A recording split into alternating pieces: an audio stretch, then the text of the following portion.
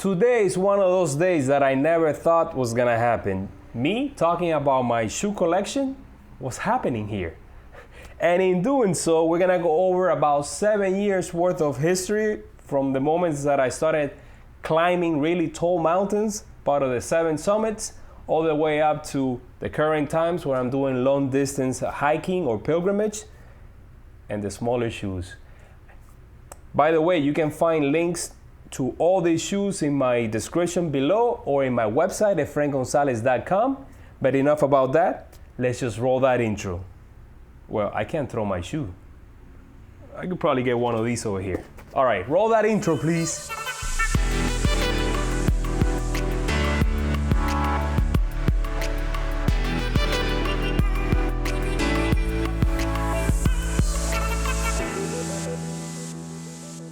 It all started in 2010, really, when I did the Inca Trail, which is playing right behind me.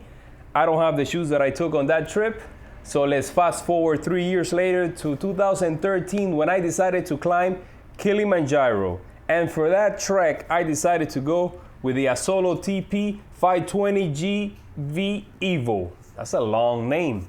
These are the shoes that I took. Very nice and rugged for the rugged terrain. And I have really no complaints for their performance. They took me all the way up to the roof of Africa, where I saw my first glacier in Africa. Yeah. And then the same year, that was in February, in August, September, I decided to go to Russia to climb Mount Elbrus. And for that one, I took the same shoes. Yeah, they work great, so I took them again. But in addition to that, I took this pair right here, the Isola AFS 8000. With a name like that, you know they're serious. I mean, just look at this monster right here of a boot. Weighs a ton. It is plastic cover, and it has an inner shoe that will keep your toes from freezing. I would only use this on the summit night, and very heavy, but I'm glad that I took them.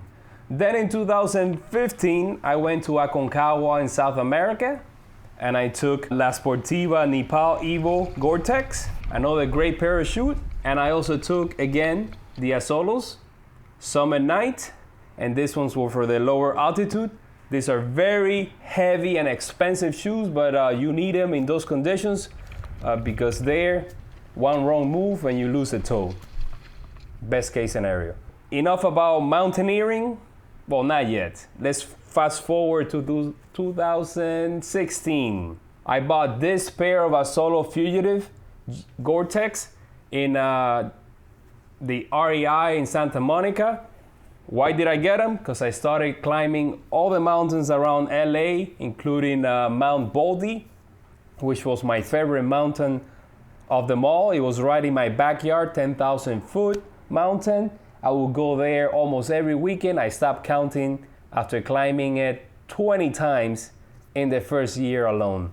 I also used it in the Santa Catalina Islands, and they're great for day hikes.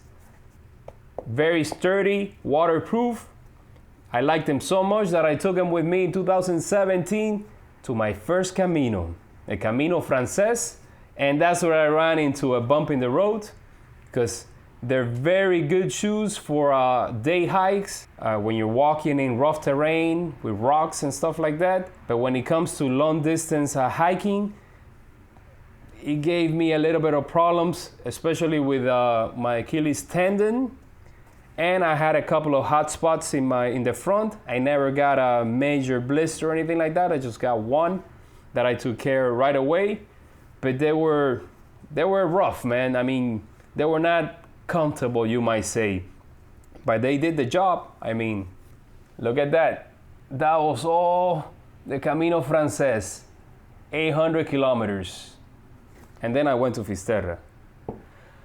So when I decided to do the Via Francigena, I took them with me nonetheless, even though I only used them 2-3 times and then I sent them home. But I decided to go with something lighter that was a little bit more comfortable. I knew I was going to be walking a lot on the road, on surface roads. So I went with the Ultra Lone Peak 3.5 trail running shoes. I heard a lot about them in forums of people doing the PCT and the AT trail. That's twice as long as the Via Francigena, so if it worked for them, I decided to give it a try, and I was completely blown away by how light and comfortable they really are. They have a huge toe box. I have a wide foot, so I had enough room to stretch my toe. Never had a problem with hot spots or blisters. I walked 2,000 kilometers with this pair of shoes.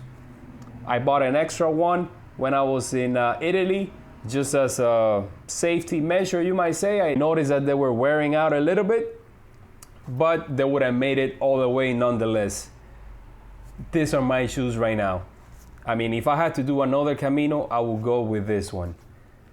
I took this one over here. I'll talk about this in a little bit. On my last 3 Caminos, I would have done it with this, with a single exception, that I was doing the Camino del Norte. And the Camino del Norte, as you may know, is in the mountains. You're walking 800 kilometers just like the Camino Frances, but you're constantly going up and down, rough terrain, on the road. I mean, you got everything all rolling to one. So I wanted a little bit of ankle support just in case. And I also wanted a Gore-Tex, waterproof for all those rainy days. When I took this on the Via Francigena, I took a pair of waterproof socks. They work great, but it was an extra step, and nowadays they have Gore-Tex shoes, and that's why I decided to go with the Ultra Lone Peak 4 Mid RSN. Man, what is it with all these long names? So this one has gator traps. It has a wide toe box, as I said. They're very sturdy. With these shoes, you won't have a problem slipping, except that it happened to me. So you have to be very careful with slippery surfaces, especially when you're near the beach. I mean, I took a nasty fall, but I mean, to be honest, it would have happened with any shoes. I got unlucky, what am I gonna say? Yeah, that's it. These are the shoes that I've used over the past 7 years or so. So much history here. It is incredible. And yeah, like I said, you can find all the links to all these shoes down below or in my website in case you're interested in purchasing them. It is an affiliate link to Amazon. I'm only making like a small percentage of the sale. It's not gonna affect you, but it helps this channel, which is starting out right now, getting some steam. And yeah, don't forget to subscribe also, that helps. And hit the like button and share the videos with your friends. So enough about shoes, man. Let's talk about something more interesting in the next video.